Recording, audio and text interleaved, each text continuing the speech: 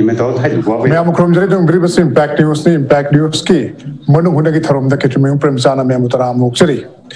Nasikari Matanga Simaruina, India gi political goiba, I won't be singing Marakta, and the top Havatare, Nagaland opposition Yaudaba, opposition less government ama, Laina Bukitamak Torang Torpa, Duga Haiba.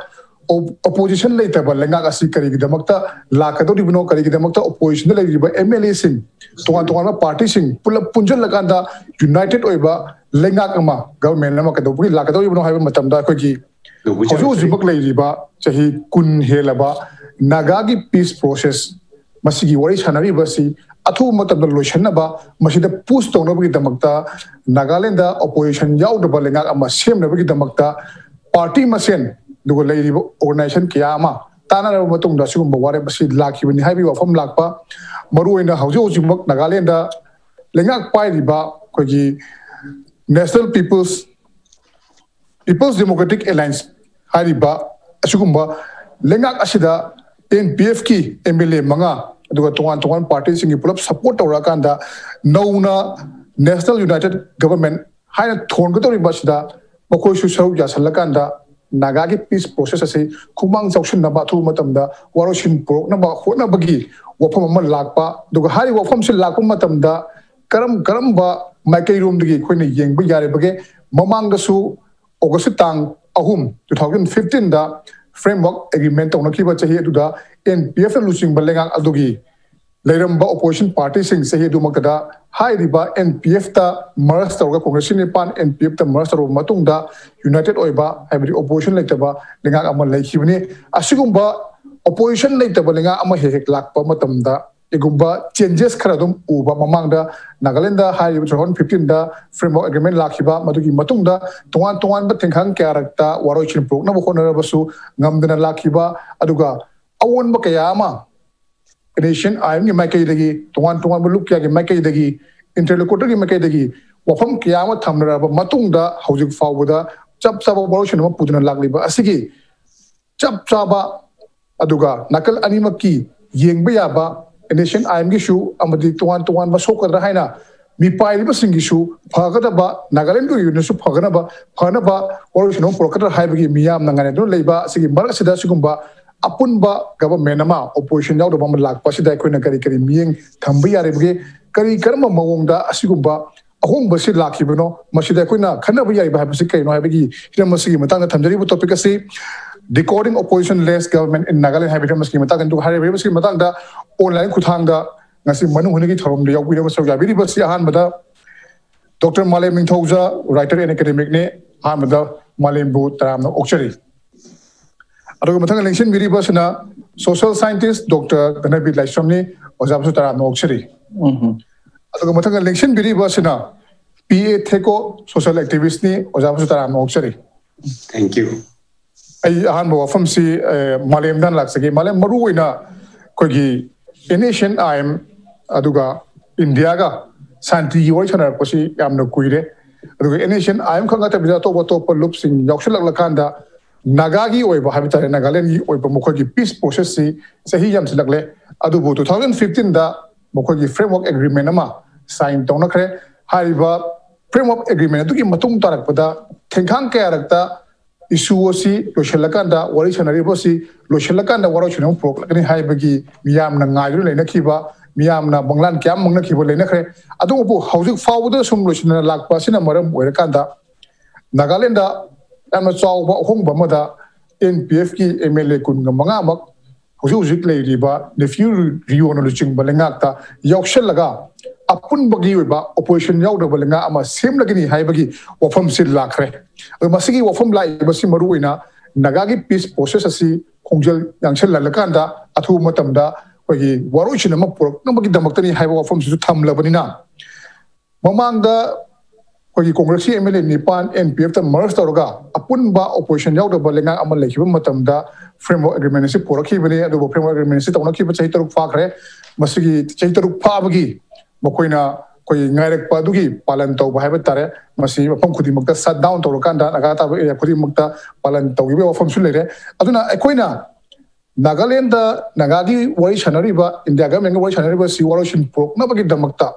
opposition yaudaba lengak ama lerekpa sida masi yan hanbada masi anobu manglana ma anobu hope amani haina khanbe yaribra natragna masina maram oirakanda tuan bas section singda masi amukana machoi tarakpa yabi othokpa leibra kari miyeng thambi baga do hamdu thambiyo. Thank you. Aina yengjabadadi hujiki NPF na kuyano basakar ma sembagi Nagaland United Government semakpasi aina sum khanjabadadi magi history si yengba matamda aina yengjabadadi akoigi kainaru rabasing jamu hanjannabadawna adamaino inogi ahan badana saigi NPF ka BJP ga oirangba pullaga oirangba male Democratic Alliance ki sarkar ama dengi 2003 dagina 18 phawba maina leirambagi wari amasu maina leiramni adugi marakta within NPF manung da split tawraga 2017 adwaida Democratic Progressive Party si semak pasina mu October da ngasai haidi giba Nationalist Democratic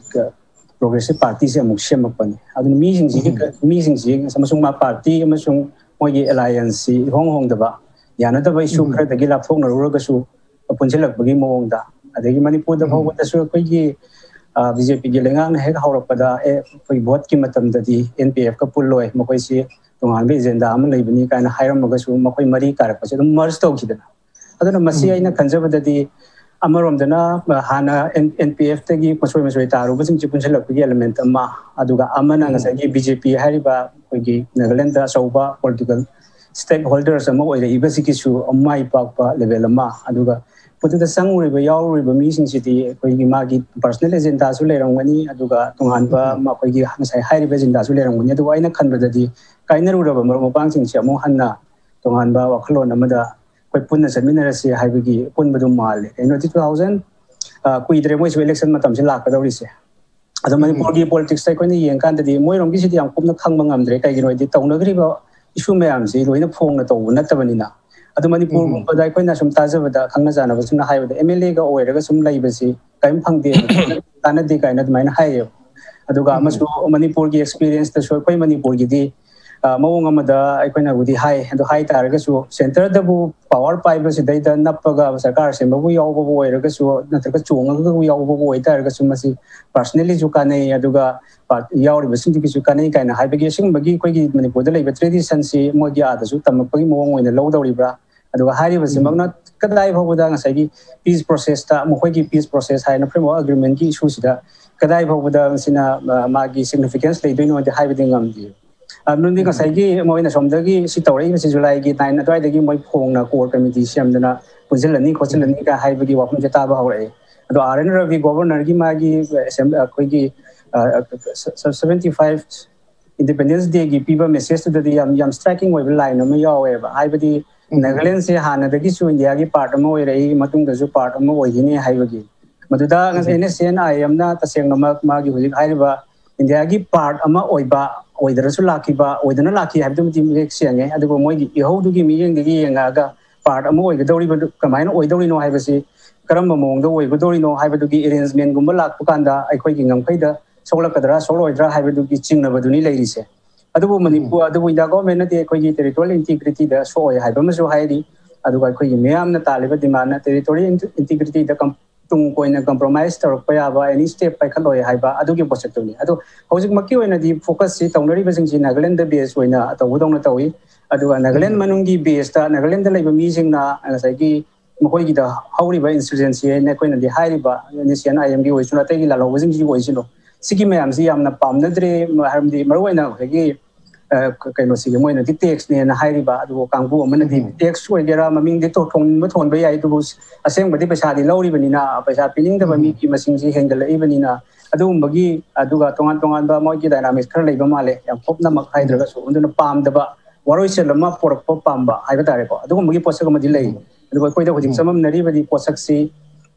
Nagaland gi manung da confine tawdoira natraga lanthor ka dorira haibani 2001 gi agreement to miyang gi hona maram oiraga madu in principle da di alai from the extent of the haina dum hai adu amarom dana koina media da report ta mayam na haibadana hai bilal holup sigi base camp sing adagi di magi unit sing kai sing mayam namasu Nagaland ki wang mada adum lay haibagi report su dum phangi adum tai ko aduna masi haibangam de kadino haib exactly adu mogi party amasung politics electoral party amasung politics de yeng badadi yam live mi jenga ngasai ki punsil lakpa tasil lakpa power pamba jingna power si share to minna pagi posak ni haibadum madi yam ek sengna lay na ine sumaina hana thamsagi okay maru ina hana chatminaramba political parties in Amukana Punjala Hibani, Mokoina Piri Maramdri, Maruina, Mokoina Punjali Basi, Kogi Naga peace process, Kumang Sakshan Halakanda, Masigi Waroshinama, two motam the pork, Nabagi Hiba, or Pum Simadi, and Mayak and Pali, Hariba, Pali Basida, Maruina, Kogi, BJP Suyauri, BJP Melicing Yauri, NPF Ki Yauri, Aduga, Lengak Pai with the Chobotang Loriba, NDPP, Hariba Party, Siki Supuna, do independent Jauna, we pull up Punsulakanda, opposition later, Balenga, Asishokan Hibane, Aduga, opposition later, Lengak Amad Lag Pasida, Kogi, Maruina, Mokoina Paliba, Naga peace process, Lucian Nabo Honaba Hibasida, Mokogi Marakta, Hariba political parties in a sea. Puzela Matunda, Mamanga so, and then business in Muslim NSN I am Yaurabaso, Magi Waroshin, Yagani, Poknagani, Hibernachim, Tam Kiba Lake, Hibana Maram, Warakanda, Mokoina Puzilla Libasi, Karama, the Puzilla Libano, Machina, Naga Katagi, Banataga, Nagaland Katagi, Okogi, Lam Sinda base, Tauba, Waroshinama, Purakoya Bagi, Wakalo, the Puzil Libra Natragana, NSN I am not Kaliba. Makoina Pamiba, or Pumpsing a sea Yauna, Kalibra, Hibagi, or Pum Divini Town Lady, Adrai Makatana, Dhanabir Laishram, Masashu, and Malem the Hanzaki by Tara. So, by now, political party, pull up Punjula Pahabitare, opposition like the Lenga Am Werapa.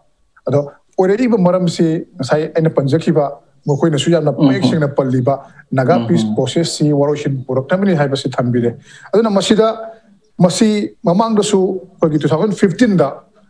Mokogi opposition later, Balenga Amakoina Puzilla, same Matamda, Kogi Kui Tunda, framework agreement, number signed Tonaki. Madugi Chahiduda, I don't know Maram Warakanda, Madugi example, the Dorokanda, Mokoina, Sigi timing, see, Waroshino, Purapayana, Bakoi machine, Puzilla, see, Hybrid, Wakalunama, Ledamaya, go to Posula Duga, Amaromda, Mokoina, Asugum Wari Amalok Pasida,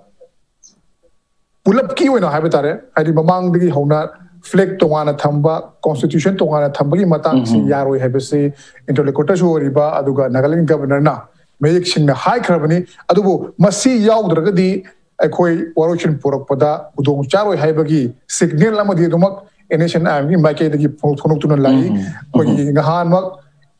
Mokoyi, Nagalim Ueba, Independence Day, Panhopodasu, Mokogi 12. Losing Mamana, and a Mayik upon giving him a sea out of the Waroshin Propa or Toklo Hibagi. I don't know more Morakanda, pull up Punjalaga Waroshin Propumatamda, Nakan Kradri to Mokdum, Shoknaba, Mokoina Palm, Budu Tung, the Vigidum, or Tokuya Vicum, Payvidim Domitai, Kaitan Minim Masim Daniels. Premchand, Masi Yamna, Anisubo Kontanga Muniko, I did 2015 da NPF da Congress Nipan Marstorga. Opposition later ba government ama sembagi potusu magi significance to dum framework ki pot lakiko handa kisisu yamaroina NDPP na 20 leraga aduga BJP na khoi ki train thuni dana aduga NPM na kunmanga ni independence ani ni ko hojik se 59 ni adu amabudi leigi dabagi hangi ko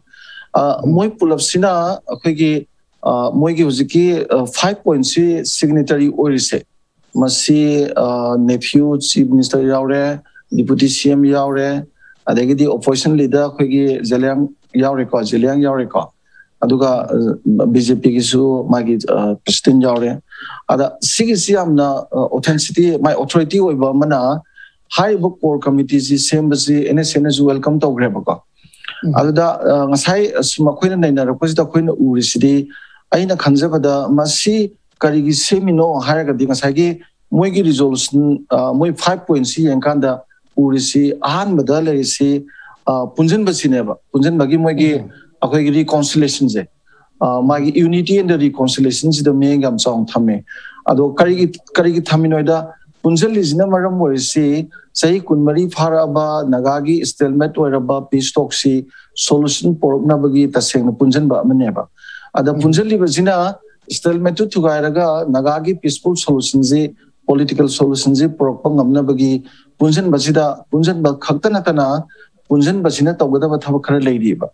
Ahan Bada political party me am Punjan Base, am Sao Paramani, Naga political groups, Tongan ba Magi different aspiration labels into Punjalu, Aduga reconciliation to Aduga unity ama Thambagi Potsima Yaredana. Adegidi Amana Kanagumba lawmakers since na Sigumbazita Umatamda sincerely walked over Zimatautai Aduna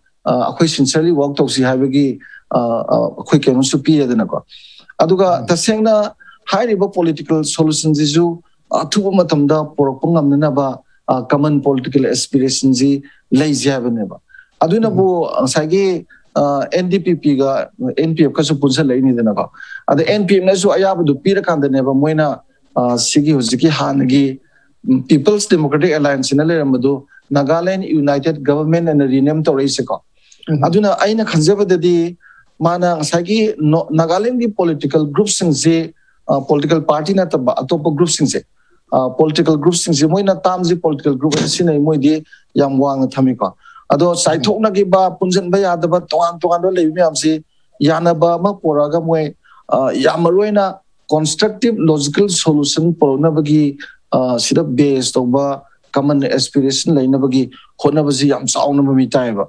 Aduga Government of India ga adegiti magi negotiating parties in a Masi Yanaba adegiti Makapo and Yanaba Yanab Legido. Akwena Yam Pazina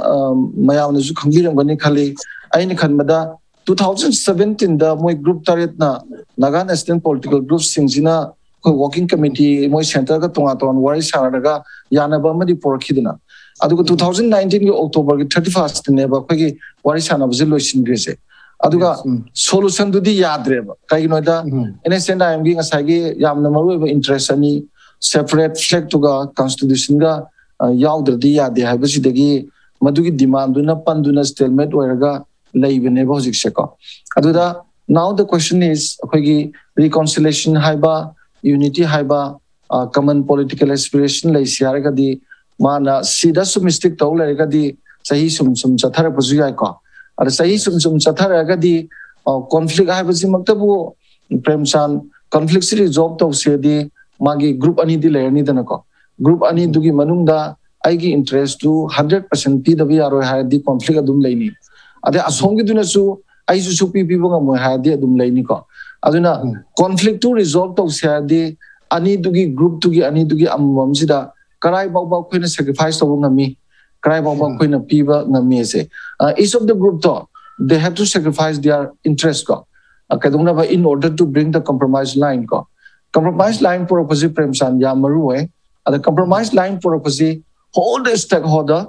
including government power opposition like trouble government amoy doing Kaginoda NDPP na haraga NPF na yet pa the NPF love talk about Kokiba Adugu Bagado Lainero doineba. Are some of the political groups meams in the zoo Nang Yard de Koyaroi. Adegi my elders of Homiam at the Loshalazi guide the town of the Zuyar doineba. Aduna Punamak Tasanaraga compromise line zip or Nabagi Magi interest Sikra Ain can the sacrifice or Kanin Kaleba. Adu Kanana Togo no Haida Government of India ga Wari Tasen Saradi Yamta Wang no political level of the Satsai Nagaland government is Sabata never. And the Nagalegi government is Sabatamda Nagaland the River Party Mam BJP Vagera NDPP Vagera NPA Vagera Ko. Adegidi forget about the non independent candidate to the Pareco. Mois in Zita Tongan Mo Deregadi Government of India is a problem laden. Yamnazus hang have a key Premchand Simadi. I Tasena Aina some Kanzavada Higi Karidamakta Asuk Sauba Punjandana political party Miam Zina Magi parliamentary committee Duna Nagagi Moikana core committee Semai Koli Baduga Tasena NDPP na NPF Baton Torga Yanabam Poraga Laiba BJP is silent Laibadum Amana Torsu Yadu in Amarum the Center Magi Center Party Nina. Ada Sidakoni Yang say Yamna Nubam Tolese. Nagaland gives you Nagaland among the groups, among the people Nagaland is common political aspiration like in a tab. Habidi territorial integrity su ayam suyawi yada suyawika. Aduga Eastern Nagaland issues halana table. Kanana Kani Kashmir the minor union territory talk Pitora Dipa. Eastern Nagaland, the Western Nagaland Gina, union territory, and he talk Pitoraga. India di Krazu do Han, the Satazarapa, Akwegi, Bagi interest, Akuzu, sacrifice of Tore, Noizu Towea Todre, Towea Kradu Toragada, compromise line Procadabu, stalemate Sinuinum Semani, Aquina Nate, Aduna Nida Vina, Marmatiam Pong Pong Lang, Bogi Ho Nakainaga, Quigi interlocutors in Toxiga, Toxiga, and Sena, interpreted the big Marta Lepi because of that. Ado sigi coercive siju India gi marak ta he uthoreba adu ergadi kana khangni taurage na tauraga di Kashmir na kaisu Nagaland gi he na magi ihong ta ba na teba problem kai wori di Kashmir ne ko ada what was happening in Kashmir union territory talk to gai gi budu Nagaland ju tawoi haingai le ponte maram di isun naga people jing jigi aspiration ju Santana Yamna Mirabi Yabahonade Aduna in the conservative Premchand Handaki Kongtanze Yamna Hena Fazaba political Magi step Aman and Lovze Maramdi when we analyze 5-point score that is sorted out by them and resolved by them. Adu Yangakanduda Sahi Kumari Suzalamina Stelmet Sakra Mangaba interest Sukra sacrifice Tonaba the Togudabu Premchand Aina Mahazanim Madi. So long as peace talks you are samatam the Koina peace and delay negative peace, positive peace. The positive peace to Tamnabagidamata the downtrodden Nibuharasu, the oppressed people Nibuharasu, Nahepira Naga people Nibuharasu, Mumiangi Panava, Government of Indiana, Nagaland opposition like government, social justice, political justice, economic justice, Toraga. Moigi damakta yam phaba state ama wenaba hotnabe aba honagi bido adudi that is the positive peace ko aduga moigi waris hanabasida karigumba kanda community atopa sing sidagi marakta amaga interest manadaba yaroktana karigumba kanda kogi yamna thoning dama thodok mayam tholagadi that is the negative peace ko haibadi underground gi nomeiduga India government ki army ki nomiga kapna badi toga Prajamasen Nusinaba, Munaba, Punaba, Chainaba, Hanaba, Sunaba, Togadi, Adugi peace to na Tugare Dunehena, Sativa Pisama Webuka. Aduna Ina Kanmada, let us hope also Paisu positive peace, Government of Indiana, Ibi can have a Kali, Aduga Nagaland Gisu, government ki like authorities in Aduga political groups na Manung Desu, Aquiti Navayana unity and Sagi, Mogi unity to the common political aspiration to the Akoizu Sarakazu, I Premchand, Yahan Power in a Kaleva. Aduna Apava, let us hope for the brighter future of the Naga people in Nagaland. Tawudabu, common political aspiration like Biro, Aduga Yamna, rigid over interesty, Karahando Pitare, compromise line do Laktanaboka. Adu Yamhena Madu, Tawas How Dragadi, Santagadi coercive Lake. Aduna Simiam Zinzi and Zaraga, Handaki Anova, Akwegi, Moigi, Apunba, Penase, government CID, Yamhena Pava, Step Lorcanekali, Maramdi Matamziam Loredana. Adunabu, Mana Nagaland United Government, PTA Loktoga Sembanina, Apava, Werkson on Tamzage, Tobudabu, positive peace, Ohenzena, I give my kid a hand around the Tamzage Premchand. Okay. I'm not quickly Hojik. If you must have it,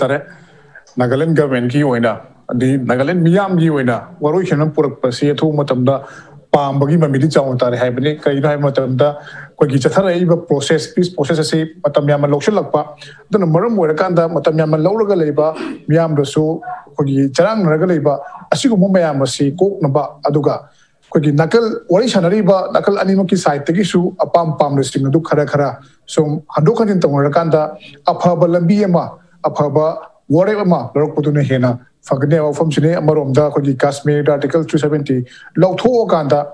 Kashmir Tuana Leramba, Okogi flag, that Mokogi Constitution, Labia, the Haba from Book, Tam Krabina, Ozimak Nation, I am Nakana High River, Mokana Kana Lauriba, ꯃꯈꯣꯏꯒꯤ ꯇꯣꯉꯥꯟꯕ ꯐ꯭ꯂꯦꯛ ꯇꯣꯉꯥꯟꯕ constitution ꯌꯥꯎꯗ꯭ꯔꯒꯗꯤ ꯋꯥꯔꯣꯏꯁꯤꯟ ꯄꯨꯔꯛꯄꯗ ꯈꯨꯗꯣꯡꯆꯥꯔꯣꯏ ꯍꯥꯏꯕ ꯋꯥꯐꯝꯁꯤ ꯍꯟꯗꯛꯇ ꯄꯥꯡꯊꯣꯛꯈꯤꯕ ꯃꯈꯣꯏꯒꯤ independence ꯗꯦ Naga independence ꯗꯦꯗꯁꯨ ꯂꯨꯆꯤꯡꯕꯁꯤꯡ NSNI ꯂꯨꯆꯤꯡꯕꯁꯤꯡꯅ ꯐꯣꯡꯗꯣꯛꯄꯤꯈꯤꯕ ꯂꯩꯈ꯭ꯔꯕꯅꯤ ꯑꯩ ꯃꯈꯥ ꯇꯥꯅ ꯑꯣꯖꯥ ꯊꯦꯀꯣ ꯂꯥꯛꯆꯅꯤꯡꯕꯁꯤ ꯑꯣꯖꯥ ꯃꯔꯨꯑꯣꯏꯅ NSNIMꯒꯤ ꯑꯩꯈꯣꯏꯒꯤ ꯃꯈꯣꯏꯅ ꯇꯥꯜꯂꯤꯕ ꯗꯤꯃꯥꯟꯁꯤꯡꯒꯤ ꯃꯅꯨꯡꯗ ꯃꯈꯣꯏꯒꯤ ꯐ꯭ꯂꯦꯛ ꯍꯥꯏꯕ ꯇꯥꯔꯦ ꯃꯈꯣꯏꯒꯤ ꯐꯤꯔꯥꯟ ꯑꯃꯗꯤ ꯃꯈꯣꯏꯒꯤ ꯀꯣꯟꯁꯇꯤꯇ꯭ꯌꯨꯁꯟ ꯑꯅꯤ ꯑꯁꯤ ꯌꯥꯎꯗ꯭ꯔꯒꯗꯤ ꯃꯈꯣꯏꯒꯤꯗꯤ ꯋꯥꯔꯣꯏꯁꯤꯟ ꯄꯨꯔꯛꯄꯗ ꯈꯨꯗꯣꯡꯆꯥꯔꯣꯏ ꯍꯥꯏꯕꯁꯤ ꯏꯀꯨꯏ ꯀꯨꯏꯗ꯭ꯔꯤꯉꯩꯗꯁꯨ ꯐꯣꯡꯗꯣꯛꯄꯤꯈ꯭ꯔꯦ ꯑꯗꯨꯅ ꯃꯔꯝ ꯑꯣꯏꯔꯀꯥꯟꯗ ꯍꯧꯖꯤꯛ ꯃꯌꯥꯝ ꯄꯨꯟꯁꯤꯜꯂꯀꯥꯟꯗ ꯋꯥꯔꯣꯏꯁꯤꯟ ꯑꯃ ꯄꯨꯔꯛꯄ ꯄꯥꯝꯃꯦ ꯍꯥꯏꯔꯒꯁꯨ ꯃꯈꯣꯏꯒꯤ ꯑꯣꯏꯕ ꯗꯤꯃꯥꯟꯗꯤ ꯑꯗꯨꯃꯛ ꯂꯦꯡꯗꯅ ꯂꯩꯔꯤꯕꯅꯤꯅ ꯃꯁꯤꯗ ꯋꯥꯔꯣꯏꯁꯤꯟ ꯑꯃ ꯄꯨꯔꯛꯄꯗ ꯀꯗꯥꯏ ꯐꯥꯎꯕꯗ ꯃꯁꯤꯅ ꯑꯀꯥꯏꯕ ꯄꯤꯕ ꯌꯥꯕꯒꯦ ꯃꯁꯤ ꯍꯟꯗꯣꯛ ꯍꯟꯖꯤꯟꯒꯤ ꯃꯇꯥꯡꯗ ꯑꯩꯈꯣꯏꯅ ꯀꯔꯤ ꯀꯔꯤ ꯃꯤꯠꯌꯦꯡ ꯆꯪꯕ ꯌꯥꯕꯒꯦ ꯍꯥꯏꯕꯗꯨ ꯑꯣꯖꯥꯒꯤ ꯑꯣꯏꯕ ꯃꯣꯠ ꯊꯝꯕꯤꯌꯨ Thank you, Premchand. Sisi Naga Masen Nasu Forum for Naga Reconciliation Haina. Dr. Ayerna convener Waiduna. We na Naga Fiction Mayamga Unaraga Makoibo Warisana Hanba Makoibo Sana Hanba Football Sana Minaba Dumbakaya Tarakraba History Amalie. Dui maram si kwen naga mayam nasu Nagaland da waibra Manipur da waibra diba mi mayam na makoy mayam si unite tauba makoy wakalo na si manaba haiba ma pam na duna dui pressure ama social control system ama build up taubi waina yam taurak lame dua duna su it didn't get any fruition Hypertare Maronda Tubo, understanding level that it Yam Wanka Hanki, Government of India Mondasu, understanding level si Kanghan Biba, where faction group Kaya Labor Mayam Dasu, Adugumban, understanding level Masi Yamna Leaf Taubiramba, Mawena, Forum for Naga Reconciliation, Asu Tabak Yam Taurame. Adubo, Warwe Ma Push Purapangamba, Hypomati, Waram Kite Dunasu. No Kataida Warabusu. Manipur da waibra, Nagaland da waibra, Prajana, leaders sing mayam, CSO mayam, mayam sinasu. Okay, si voice ama wena lakpa, group ama wena lakpa, punchilaga, voice of the people, hena, vox populi, vox day habisnido, democratic setup ama tadi. The voice of the people is the voice of God habisi. Adu ta taba yarwe, ta taba tangai pati haiduna. Adugumba pressure ma shagal lakpisi kuirabini. Werabta democratic setup tadi democratically elected waiba people's representatives in the voice ashi. They represent the voice of the people. Adu werabini na. Nagaland da opposition bo later gasu. Democratic setup tadi opposition is the watchdog. Government ki phanaba, patanaba, development purak naba, purapangam daba ngamba habisi. Opposition ki role yamna chauna libini. State development ki matang dadi opposition voice ashi late rabini na khudong cha dabi yai. Adubo hujik partyless government ama lakpa partyless well mokna trabisu all parties government national government had to united government had to say. Adubo voice ama sidi credibility lera. Prajagi voice makona represent taubinina. Aduna Nagagi peace process asida impetasa chauba ma piba process ama webini ana idiloi. Aisha gi wakhabi to mayam na democratic mindset adi adu khandaba yadaba ama waiba. Aduna Naga issue ashi it's a very very emotive issue. Keri gumada ashwaiba khara yauraba.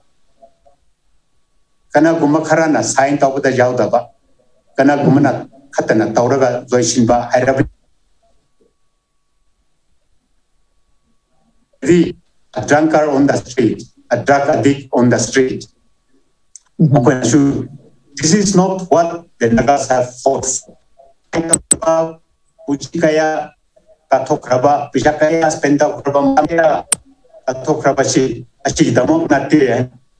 Gran Paramana Koba. On the street, Makona, Lovakanda, Chume, Haraka, the Bashi, Equity and Kiba. Wabashi.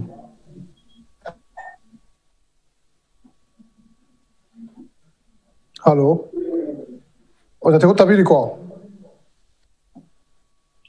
Okay, we got the cookie line, Jikatan, no, I get Male, Maruina, Quagi, Sumana Pujan Givasina, Habitat, political parties in punjil lakanda opposition fawol leitana sumaina kogi tuan ba thurang ama tuan ba step ama paikhalak pa se yamna chawo impact ama soi du pi ni haibi thajabali haibani ai makhata na malem dong lak sage malem maruina kogi akoina nagaland gi matang da government semo ro sem da bo ro na tragana any issue ma hek makogi oiba makogi state si oina lak matam da manipur da khana ba ba manipur gi oina masigi matang ni ngauda ba da basigi marakta initial IM gi peace process lo chala pa matam da makogi oiba akogi opposition later ba government ama semak pa si makoina yeng da ba da ba time nyorok pa maram di hai riba peace process asigi manung da makogi waroshin asigi manung da tuan ba kogi mamang da kogi manipur da gi show loop kayara ko community mo loop kayana wari kya sana dana duga union minister faubuda unaduna wari kya sadana manipur manung da asigumba kogi tuan ba mafam sing tariba nagata mafam sing makoina punchen bagi matang territory council sem bagi matang aduga tuan ba administration nama chalai bagi matang asilo chumusing asi yaw duna bagi damakta framework agreement yaw riba mafam sing du baba phongdu haiba mafam sing si tham ki ba laikre aduna maram moira kanda maduda yaw de manipur sokal loi haiba mafam simadi lenga ki side haibtare indaga menin side tagi dum haiba si union home minister masamangna phongdu pa phawa koina thegna khre aduna maram moira kanda koina masigi waroi ma lakpagi mami tarakpa maramdi nasaisu panjakiba 2015 da makogi political party loima punchil lakanda united government nama form to khre maduda framework agreement sign tawna khre aduna makosu waroi ma pambarina asigumba kogi amukazu na 2021 sida opposition later balengak ama la abanina waroi na si naxal e haibagi signal ama phangbaga loina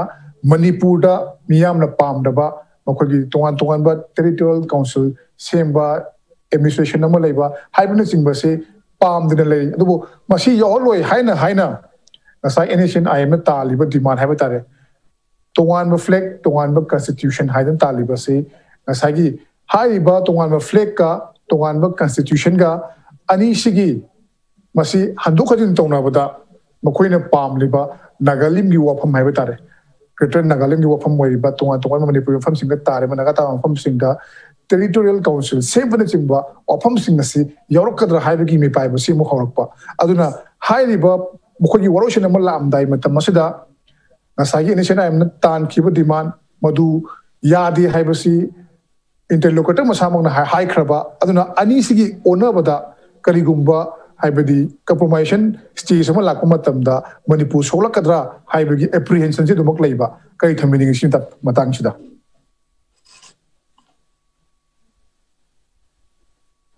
maru aina yengjaba amasung aina tajaba paudadi hojiki da framework akoi is nagagi government of india amasung nagalal hobasing tawnaba agreements hadi sign tawnari basing sida ayam yanada ba point leibasi NSN IM gani ayna mai taje ado NSN IM na haibadi firan amasung constitution ji mayam da uli basu masi ani gi wapam sini ado masidi negotiation taw ya area oidra da dum khalli ada khulai pairaga lal horiba aduga landu hawbagi mingda adujamna kanaba phangiba asigi wari magi exercise haizagi ba resource me amma manu mobilize tawriba kholiba adagi da army leiri ni magi standing army leiri kholi me amsi ne sena yamna maski tarai na loina mak surrender tokobadra yandu negotiate tawnaraga constitution to negotiate tawnaraga makogi leiriba hana build up tawkhra military establishment to government of india gi adugumba institute amada id established paramilitary military FBI natragana nagaland gi hana lejariba magi police ki penodo FBI ko merge to bisi yagadra yaroidra power balances hanarapada high bisi asobu questions ni aduna maroina revenue collection ga aduga swasai military disband tawbagi merge tawbagi area swai city mapan tongdadi phongdra ga swai gi area sida male ayam kayno tawri basna aduga bargaining power sina ngasai gi firan gumba adagi koi constitution gumba sigum basi dai energa symbolic koi basi dai energa male adu symbol katana di party me hingbri aroi magi material resource sum power gi mention tokotamda adu ai gi area adu ai ba male ba leise adu hoi adu madu oiraga su soi tana ma khoina kidang kumthar level da nagazing tabasing siloina punjin bagi golong ka jaw matamda sok pasi manipur gi area ni adu territorial council gi na hai matamda di functioning si kamai to no madu gi pen da leram bari ai koi gi hana da gi ADC gi mawng ma lei jare ba territorial council la ka dori questions ti Manipur da natragana in anywhere there is a ethnic based group te yumpa moi ba territorial council ma sem dra sem moidra hai ba du gi questions se adu sigi posek si lakta ga di mo Manipur da su adu gi matau me am si loina tamnara pata ga di madu so functional aspect of mo state ma le nga ma chalai ga so ya roi do lei ba sigi apprehension sin lei ri sina aduga Manipur ko ba pun ba sakta mam leiri aduga masigi si koi defend tawgadabani aduga hairiba aduga keno si hairiba territorial entity si koi mikha ponda ba tangdu leita ba adagi di thong manana sapot kunai ama semgadawni ka habagi agenda leijari ba miwai sing dadi NSCN gumba adagi makoi ki top forces exclusive for ki identity da sagala politics di hairiba idea aduda sai yam so challenges amala aduna adugi posek tu lakta argadi aina adu topa da udi nate topa mi tokti adu mo khoina adwai area si da bargain sum tong narapada sum yana na ba sum in narapada territorial council base kumba pir pa ya ina tragana my cultural ke no ma pir pa maduna threat or pa ya habagi apprehension duni me amna lai ji adu khosik si government of India na piga do bani na ani thong lai amana government of India na piga do bani government of India na ma intelligence ta gi to pa memory da me am ma thagalap da gi masi tawra gi yam sawba issue ma Manipur da soidana thorakani haibagi madu magi keno khara di precaution khara di government of India na ai lai madra na khali tarai na or kado su man di na khali maram di koi gi lamdam si da koi gi su la lo lai ba adu makan gi irang lai ba mama da su so thodong ya ma ura bani na hektamak tarai na ai mani taw kado di man di adubu haiba ngamde politics haise haidi karam level da torko no kai gi no di government of India su open tawdri ba ha koi gi contentious story ba koi gi keno me am si moi government of India na tawdri adubu madu shanti pamba civil society organization sing na loop sing na satna Nagaland satna una dana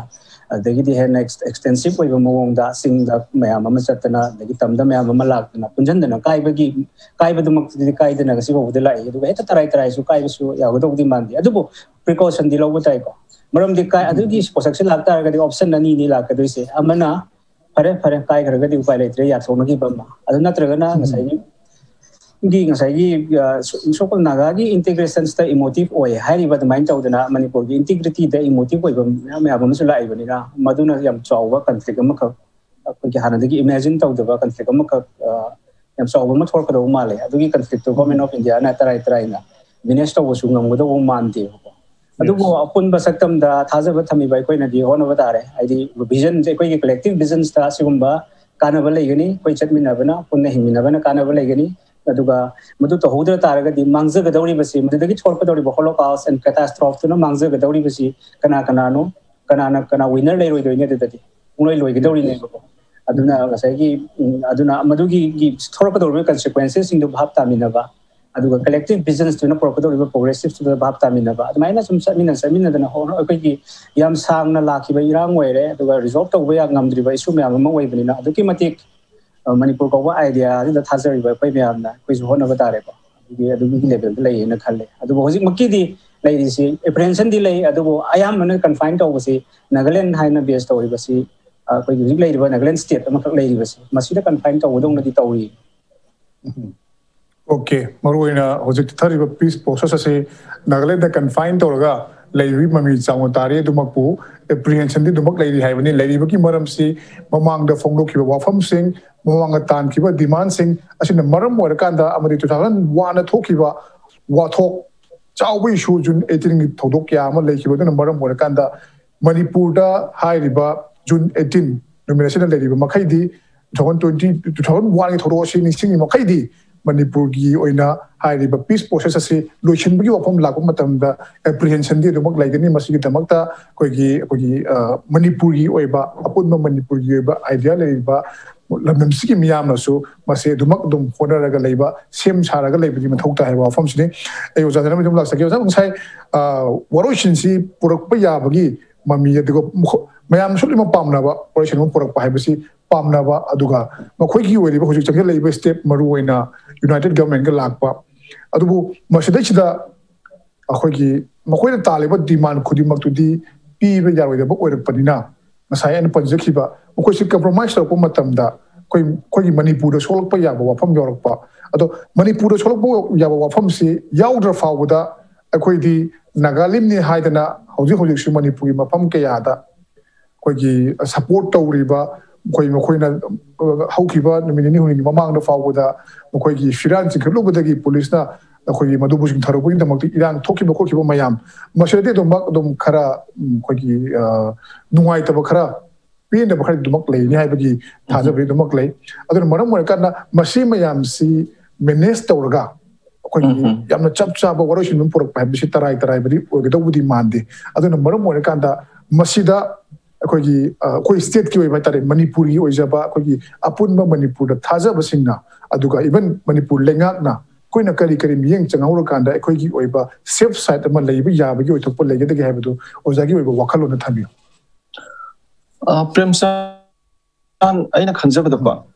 ꯖꯔꯃꯟꯒꯤ Berlin ꯋꯥꯜꯁꯦ ꯖꯔꯃꯟꯒꯤ Berlin ꯋꯥꯜꯁꯤ is German west ꯖꯔꯃꯟꯒꯤ ꯃꯔꯛꯇ ꯆꯦꯛꯄꯟ ꯈꯥꯔꯒ ꯈꯥꯏꯗꯣꯛꯅꯔꯤꯅꯤꯗꯅꯀꯣ ꯑꯗꯣ Berlin ꯋꯥꯜ ꯊꯨꯒꯥꯏꯈ꯭ꯔꯦ ꯆꯦꯛꯄꯟꯁꯨ ꯊꯨꯒꯥꯏꯈ꯭ꯔꯦꯕꯀꯣ ꯃꯅꯤꯄꯨꯔꯒ ꯅꯥꯒꯥꯂꯦꯟꯒ ꯅꯥꯒꯥ ꯇꯥꯕ ꯃꯅꯤꯄꯨꯔꯒꯤ ꯂꯝꯒ ꯑꯩꯈꯣꯏꯒ ꯆꯦꯛꯄꯜꯗꯤ ꯈꯥꯗ꯭ꯔꯤ ꯑꯩꯈꯣꯏꯒꯤ ꯀꯅꯥꯒꯨꯝꯕ interested person ꯈꯔ ꯂꯥꯂꯧ ꯂꯨꯞ ꯍꯥꯏꯒꯗ꯭ꯔꯥ ꯃꯣꯏꯒꯤ ꯒ꯭ꯔꯨꯞꯁꯤꯡꯒꯤ ꯃꯀꯣꯛꯇ ꯂꯩꯕ ꯃꯣꯏꯒꯤ ꯑꯄꯥꯝꯕ ꯏꯟꯇꯔꯦꯁꯇꯨꯒꯤ ꯆꯦꯛꯄꯜ ꯑꯃꯅꯤ ꯂꯩꯔꯤꯁꯦ ꯅꯨꯡꯁꯤꯠꯇꯒ ꯇꯥꯎꯗꯅ ꯂꯩꯕꯖꯥꯠꯅꯠꯇꯦ ꯀꯣꯛꯇ ꯈꯔ ꯂꯩꯕꯅꯦꯕꯀꯣ ꯑꯗꯨꯒ ꯃꯗꯨ ꯃꯌꯥꯝꯗꯨ ꯑꯩꯈꯣꯏꯒꯤ ꯏꯆ ꯑꯣꯐ ꯗ ꯃꯥꯒꯤ ꯅꯥꯒꯥꯅꯦꯅ ꯍꯥꯏꯔꯤꯕ ꯏꯆꯤꯟ ꯏꯅꯥꯎ ꯅꯥꯒꯥꯒꯤ ꯏꯆꯤꯟ ꯏꯅꯥꯎꯁꯤꯡꯅ ꯃꯗꯨꯒꯤꯗꯨ ꯃꯥꯒꯤ ꯑꯄꯨꯟꯕ ꯑꯦꯁꯄꯤꯔꯦꯁꯟ ꯑꯃ ꯀꯃꯟ ꯑꯦꯁꯄꯤꯔꯦꯁꯟ ꯑꯃ ꯑꯣꯏꯔꯕ꯭ꯔꯥ ꯍꯥꯏꯕꯁꯨ ꯑꯩꯈꯣꯏ ꯍꯥꯏꯕ ꯉꯝꯗ꯭ꯔꯤ ꯀꯣ ꯃꯔꯝꯗꯤ ꯀꯩꯅꯣꯗ ꯁꯥꯡꯈ꯭ꯔꯕ ꯃꯇꯝꯁꯤꯗ ꯑꯩꯈꯣꯏꯒꯤ ꯆꯤꯡꯒꯤ ꯏꯆꯤꯟ ꯏꯅꯥꯎꯁꯤꯡꯒ ꯑꯩꯈꯣꯏꯒ ꯇꯠꯅ ꯊꯥꯅꯗꯅ ꯂꯥꯛꯏꯕ ꯄꯣꯠꯁꯤ ꯑꯗꯨꯝ ꯂꯩ ꯑꯗꯨꯒ ꯍꯣꯏ ꯃꯥꯒꯤ ꯄ꯭ꯔꯖꯦꯟ ꯖꯦꯅꯦꯔꯦꯁꯟ ꯌꯪ ꯖꯦꯅꯦꯔꯦꯁꯟꯁꯤꯡꯒꯤ ꯑꯦꯁꯄꯤꯔꯦꯁꯟꯗꯨꯅ ꯇꯣꯉꯥꯟꯕꯗꯨꯅ ꯃꯣꯏꯅ ꯏꯊꯅꯣ ꯅꯦꯁꯅꯦꯂꯤꯖꯝꯗ ꯕꯦꯁ ꯇꯧꯕ ꯑꯩꯈꯣꯏꯒꯤ ꯃꯨꯞꯃꯦꯟꯒꯤ ꯁꯔꯨꯛ ꯑꯃꯒꯤ ꯏꯗꯤꯑꯣꯂꯣꯖꯤꯗꯨꯗ ꯀꯃꯤꯇꯦꯠ ꯑꯣꯏꯈꯤꯕꯒꯤꯅꯤꯀꯣ ꯑꯗꯨꯒꯤꯗꯤ ꯃꯥꯒꯤ ꯅꯣꯔꯝꯁ ꯑꯗꯒꯤ ꯃꯥꯒꯤ ꯇꯣꯉꯥꯜꯂꯦ ꯃꯣꯏꯗꯤ ꯍꯣꯏ ꯑꯩꯒꯤ ꯏꯊꯅꯤꯛꯁ ꯁꯤ ꯀꯟꯁꯦ ꯍꯥꯏꯔꯗꯤ ꯑꯇꯣꯞꯄ ꯑꯝꯇ ꯂꯩꯇꯦ ꯈꯥꯏꯗꯣꯛꯄ ꯅꯠꯇꯅ ꯃꯔꯝꯗꯤ ꯂꯣꯟ ꯑꯗꯒꯤꯗꯤ ꯀꯜꯆꯔ ꯃꯥꯒꯤ ꯀꯁꯇꯝ ꯀꯟꯚꯦꯟꯁꯟ ꯂꯣꯏꯅꯃꯛꯁꯦ ꯑꯩꯈꯣꯏꯅ ꯑꯦꯁꯤꯃꯨꯂꯦꯠ ꯇꯧꯍꯜꯂꯣꯏꯗꯤ ꯑꯩꯈꯣꯏ ꯇꯣꯉꯥꯟ ꯂꯩꯒꯗꯕꯅꯤ ꯍꯥꯏꯕꯒꯤ ꯋꯥꯐꯝꯗꯨ ꯁꯥꯡꯅ ꯁ꯭ꯇꯤꯛ ꯇꯧꯔ ꯂꯥꯛꯄꯅꯦꯕ ꯅꯥꯎ ꯑꯩꯈꯣꯏꯅ ꯌꯦꯡꯕ ꯅꯨꯡꯉꯥꯏꯔꯗꯤ ꯄ꯭ꯔꯦꯝꯆꯥꯟ ꯑꯍꯥꯟꯕꯗ ꯅꯥꯒꯥꯒꯤ ꯖꯔꯅꯤꯁꯤ ꯌꯦꯡꯁꯦ ꯃꯥꯒꯤ journey of the political journey of the Naga people Naga movement ꯀꯣ ꯑꯗꯒꯤ ꯅꯥꯎ ꯏꯟ ꯍ꯭ꯋꯤꯆ ꯗꯤꯔꯦꯛꯁꯟ ꯌꯦꯡꯕ ꯌꯥꯏꯀꯣ ꯑꯍꯥꯟꯕꯗ ꯁꯣꯚꯔꯦꯟꯇꯤ ꯅꯠꯇ꯭ꯔꯥ ꯁꯣꯚꯔꯦꯟꯇꯤꯗꯨ ꯀꯔꯝꯕ ꯁꯣꯚꯔꯦꯟꯇꯤꯅꯣꯗ ꯌꯥꯝ ꯆꯥꯎꯕ ꯅꯥꯒꯥꯒꯤ ꯃꯇꯤꯛ ꯆꯥꯕ ꯐꯖꯅ ꯂꯝ ꯂꯩꯔꯕ ꯐꯖꯅ ꯃꯤ ꯂꯩꯔꯕ ꯐꯖꯅ ꯒꯚꯔꯟꯃꯦꯟ ꯂꯩꯔꯕ ꯐꯖꯅ ꯅꯤꯡꯇꯝꯕ ꯂꯩꯔꯕ ꯁꯣꯚꯔꯦꯟꯇꯤ ꯑꯃꯒꯤ ꯃꯪꯅꯤ ꯑꯗꯨꯅꯕꯨ ꯑꯩꯈꯣꯏꯒꯤ ꯂꯝ ꯆꯥꯎꯕ ꯃꯤ ꯌꯥꯝꯕꯁꯤ ꯆꯪꯉꯦꯅ ꯅꯥꯒꯥꯏꯖꯦꯁꯟꯒꯤ ꯄ꯭ꯔꯣꯁꯦꯁ ꯍꯧꯈ꯭ꯔꯤꯅꯤ ꯑꯗꯨꯒ ꯅꯥꯒꯥꯂꯦꯟꯒꯤ ꯃꯅꯥꯛꯇ ꯂꯩꯕ ꯂꯝꯁꯤꯡ ꯅꯥꯒꯥ ꯇꯥꯕ ꯏꯟꯍꯦꯕꯤꯇꯦꯠ ꯑꯦꯔꯤꯌꯥꯗ ꯒ꯭ꯔꯦꯇꯔ ꯅꯥꯒꯥꯂꯦꯟ ꯗꯤꯃꯥꯟ ꯇꯧꯈ꯭ꯔꯤꯅꯦꯕ ꯌꯦꯁ ꯑꯗꯣ ꯗꯦꯠ ꯏꯁ ꯑꯣꯜꯁꯣ ꯑꯣꯚꯔ ꯂꯣꯏꯈ꯭ꯔꯦꯀꯣ ꯑꯗꯒꯤꯗꯤ ꯃꯊꯪꯗ ꯃꯪ ꯑꯃ ꯂꯥꯛꯈ꯭ꯔꯦ ꯗꯦꯠ ꯏꯁ ꯑ ꯁꯥꯎꯗꯔꯟ ꯅꯥꯒꯥꯂꯦꯟ ꯀꯩꯅꯣꯗ ꯅꯥꯒꯥꯂꯦꯟꯗ ꯂꯥꯜꯍꯧꯕ ꯈꯞꯂꯥꯡꯒꯤ ꯑꯣꯏꯒꯦꯔꯥ ꯑꯗꯒꯤ ꯅꯥꯒꯥꯂꯦꯟꯒꯤ ꯄ꯭ꯔꯖꯥꯒꯤ ꯃꯅꯨꯡꯗ ꯑꯩꯈꯣꯏꯒꯤ ꯁꯦ ꯂꯣꯊꯥ ꯃꯔꯨꯑꯣꯏꯅ ꯂꯩꯔꯤꯕ ꯑꯩꯈꯣꯏꯒꯤ ꯅꯥꯒꯥꯒꯤ ꯌꯪ ꯂꯥꯎꯕ ꯀꯩꯅꯣꯁꯤꯡꯁꯦ ꯑꯥꯎ ꯑꯪꯒꯥꯃꯤ ꯁꯦꯃꯥꯒꯨꯝꯕ ꯑꯗꯒꯤ ꯂꯣꯊꯥꯒꯨꯝꯕꯅ ꯃꯁꯤꯡ ꯈꯔ ꯌꯥꯝꯗ꯭ꯔꯦ ꯃꯣꯏ ꯌꯥꯝꯅ ꯍꯦꯟꯅ ꯀ꯭ꯔꯤꯝ ꯑꯣꯐ ꯗ ꯅꯥꯒꯥꯂꯦꯟꯒꯤ ꯑꯣꯏꯔꯤꯕꯁꯤꯡꯁꯦ ꯃꯣꯏꯒꯤ ꯑꯦꯁꯄꯤꯔꯦꯁꯟꯗ ꯑꯗꯨꯃꯥꯏꯅ ꯄꯥꯛꯊꯣꯛ ꯆꯥꯎꯊꯣꯛꯑꯒ ꯇꯧꯕꯁꯦ ꯄꯥꯝꯕ꯭ꯔꯥ ꯑꯗꯨꯁꯨ ꯑꯃꯨꯛ ꯀꯃꯟ ꯑꯦꯁꯄꯤꯔꯦꯁꯟ ꯂꯩꯇ꯭ꯔꯦꯕꯀꯣ ꯑꯗꯨꯅ ꯁꯣꯝꯒꯤ ꯁꯥꯎꯠꯇ ꯂꯩꯔꯤꯕ ꯅꯥꯒꯥꯁꯤꯡꯁꯤꯅ ꯃꯣꯏꯒꯤ ꯇꯣꯉꯥꯟꯕ ꯁꯥꯎꯠ ꯅꯥꯒꯥꯂꯦꯟ ꯑꯃ ꯂꯩꯕ ꯌꯥꯒꯗ꯭ꯔꯥ ꯍꯥꯏꯕꯒꯤ ꯃꯪꯁꯨ ꯂꯩꯈ꯭ꯔꯦ ꯑꯗꯨꯁꯨ ꯂꯣꯏꯈ꯭ꯔꯦꯀꯣ ꯑꯗꯒꯤꯗꯤ ꯅꯥꯎ ꯍꯧꯖꯤꯛ ꯂꯥꯛꯏꯁꯦ ꯑꯇꯣꯞꯄ ꯃꯥꯒꯤ ꯁꯦ ꯋꯥꯔꯤ ꯁꯥꯕ ꯍꯧꯈꯤꯕꯩꯗꯨꯗꯤ now they are 100% magi India gi jurisdiction manungda akhoi magi agreement amagi matungda understanding memorandum of understanding manungda akhoi principle khara ngakthok action tonaraga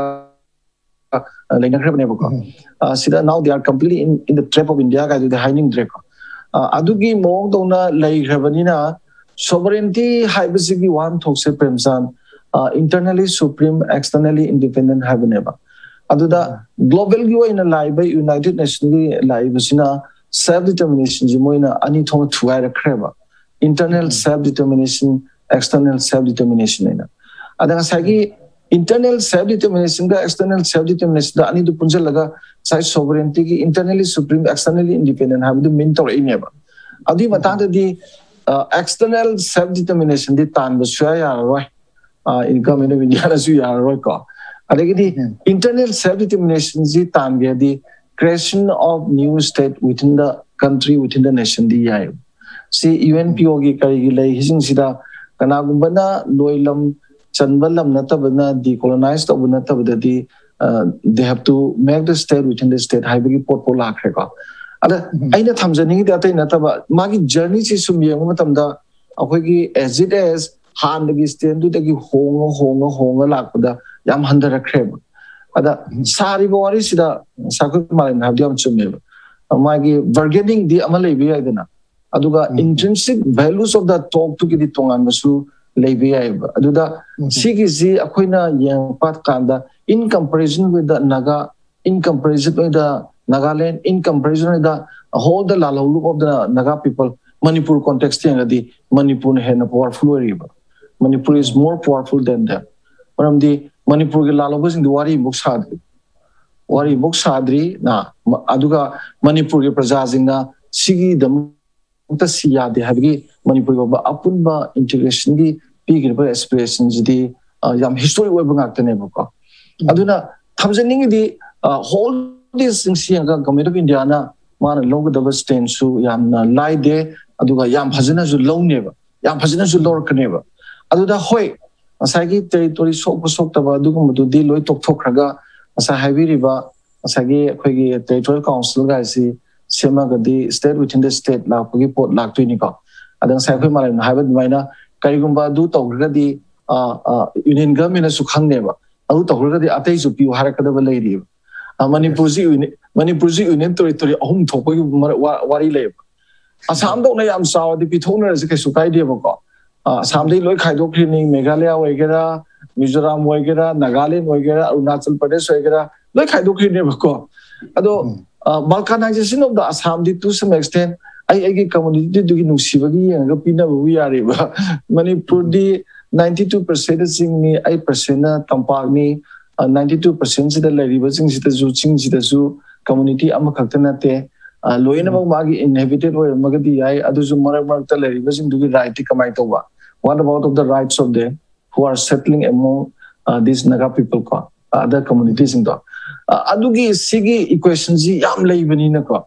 aina khanjabada government yarasu khanba yaba khalamgani aduga Manipur gi miyam gi aspiration ju yengamgani ko adai lairiba posi yankanda aina khanjabada di aduna bu Nagaland gi whole this magi party laitaba government ama same bhaise moi unity ama sagalak bhaise different interest ne political party miyam do ado sacrifice ordinary na sacrifice to common aspiration ama leibagi yana budu lorga moina akhoi Nagaland United Government kind of same ismaina hold this song kamudu sema kanda wari sarko matamda ai khanjabada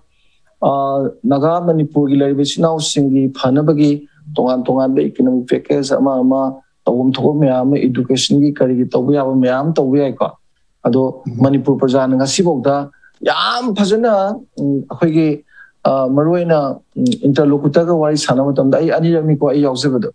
ai jo ahanba aina lead to den yausebani akhoi yam sengna haigreba aidi akhoi di ADC laibani na ko kaidobogi why not ADC sida nangi hojiki territorial council ga piriba dumaina toan subject yam henjalaga power lehen bi ai keno haibadi education gi woiro transport ki woiro PWD ki woiro ko adi health ki woiro kari woiro ADC sida hapsel laga develop to be aidana ado cd ADC to some extent assembly the control to idana ga assembly na akhoi gi government na control to raga hayeng moina phajana sakhala kanda di ADC ju mahan gi bi aidana adu akhoi gi government dagi lokthoga direct Delhi ga link up to raga adu maina akhoi gi administrative unit ama regional council ama ga sembadu di akhoi gi Manipur context di akhoi gi civil society organization me amsu sarkar na su yaraktabagi memorandum dagi kari dagi pi bayaba wari utai saba prime minister wari saba da zuoiro home minister saba da zuoiro interlocutor sabadu oiro adagi movement taw matamda akoina pami pot me am piba du oiro akodi we have done lot of this kan oigre innovation natra ado masai pam na haiba dumaina swaida yam lura ise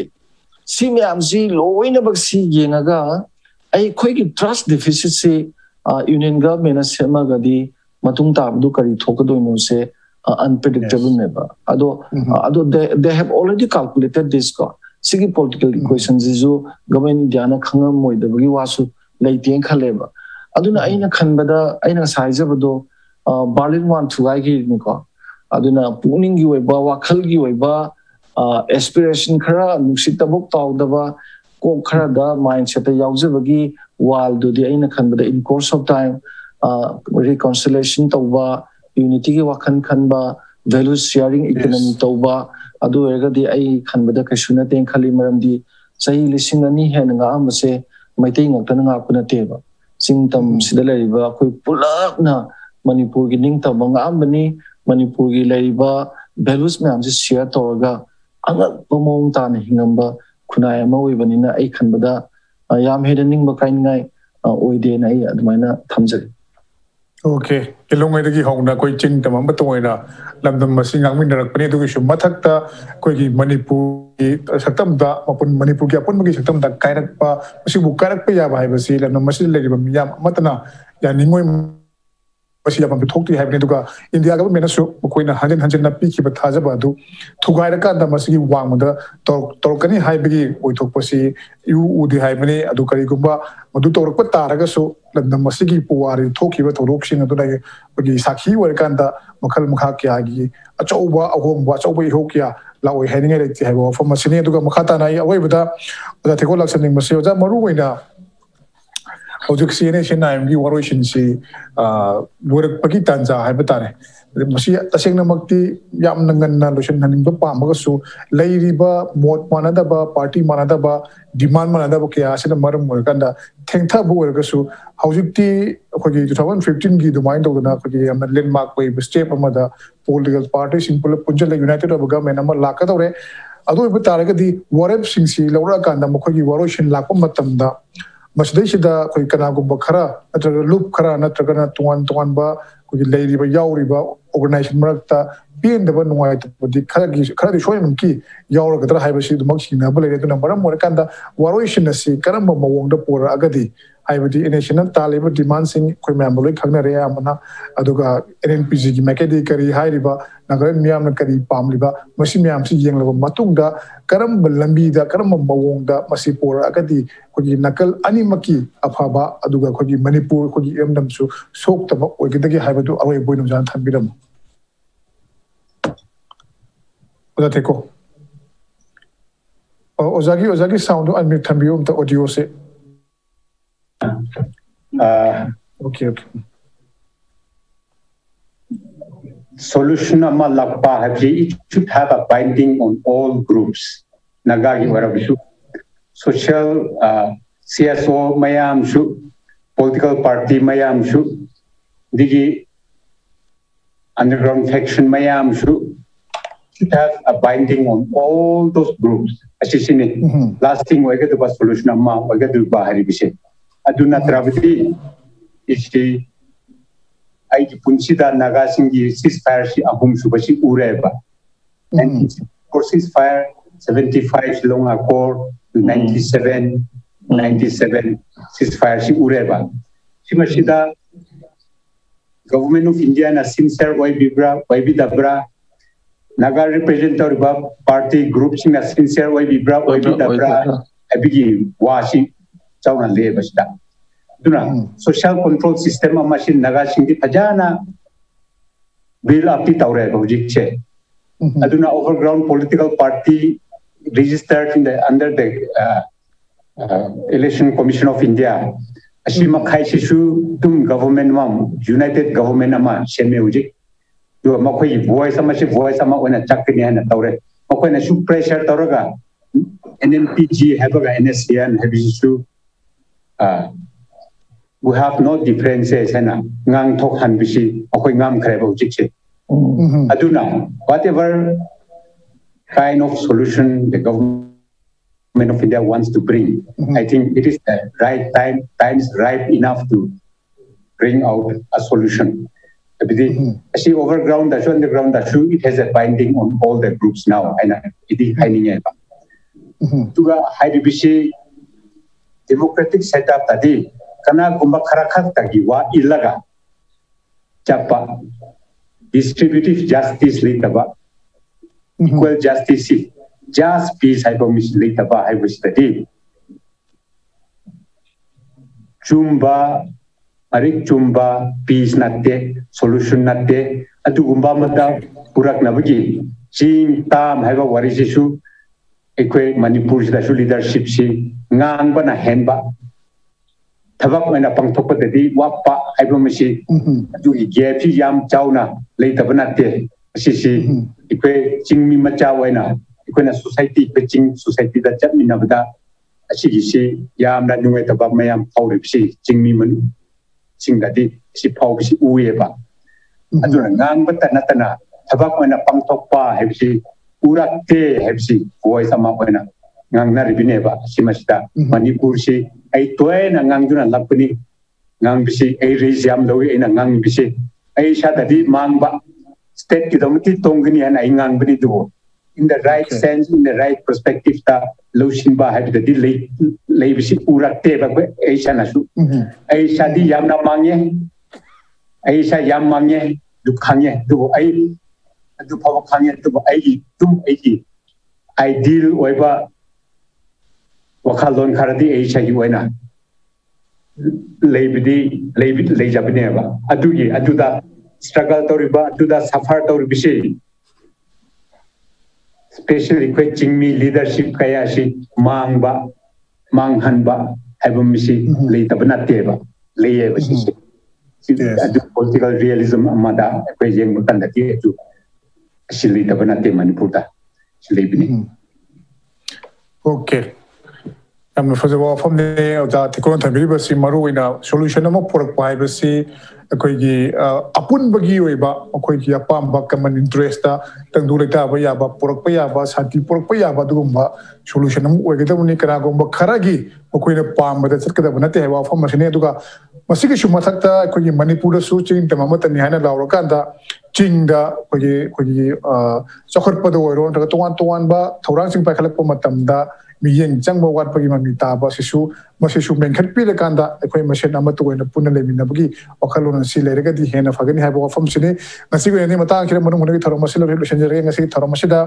panelist ahu mogna online kuthana chau yabi dam thar phok sari masini ngasi manung hone thoro masikam to we have the impact news ki email id impact tv news @gmail.com to Facebook page ta kan bek pa yagani ngasi go yani kaina ma thangi jare khrum jare